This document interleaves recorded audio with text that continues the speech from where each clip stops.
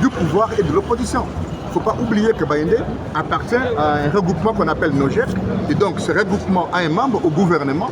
Il est quand même aberrant et même stupide de croire que le peuple entier est aussi idiot qu'on puisse élire un homme dont un membre du gouvernement est plutôt un membre de son regroupement est au gouvernement et lui-même est candidat au poste de rapporteur adjoint au niveau de la Chambre haute.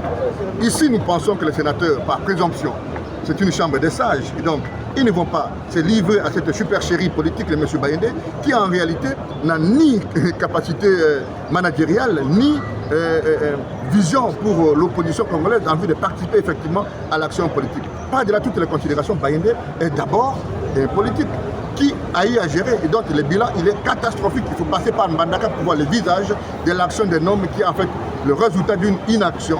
Parce que Bayendé ne vaut rien par rapport à ce que Salomon propose. Et donc, les sénateurs tels que consultés et tels que échangés aujourd'hui ne vont pas en réalité voter pour Bayendé. Bayendé va écoper d'une sanction la plus historique de sa carrière politique. Est-ce que Salomon Escadé la cause ne peut pas aussi sous-estimer son adversaire? Est-ce qu'il fera le poids? Non, mais je vous ai dit, Salomon Escadé-là a un passé politique vierge. Salomon Escadé-là est un homme de l'ombre. Aujourd'hui, qui se met en surface parce qu'il veut venir à l'œuvre, il veut venir participer à l'action politique. Et donc, par rapport à Bayendé, Salomon vaut 10 000 fois. Et je vous ai dit que Bayendé a eu à gérer. Posez la question à ceux qui ont eu à visiter l'Équateur. Mbandaka est l'ombre de la ville la plus, je voulais dire, mythique de par l'histoire. Mais aujourd'hui, quand vous fouillez dans les tiroirs de Bayendé, c'est un homme qui ne travaille que pour son ventre. C'est un homme qui ne travaille que pour lui. En réalité, Bayendé ne vaut rien.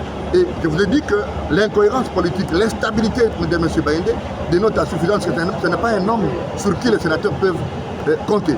Mais aussi, en termes d'expertise, vous savez que le Parlement est le miroir de la démocratie et que le Sénat est la chambre des sages. Ne pensez pas qu'un seul sénateur sérieux puisse voter pour M. Bayendé parce que la dimension managériale, l'expertise politique, il n'en a pas, il ne travaille que pour lui.